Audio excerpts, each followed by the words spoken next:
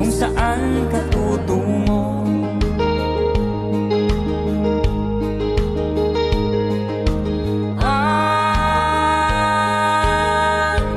Kung nakamit mo ng pangarap,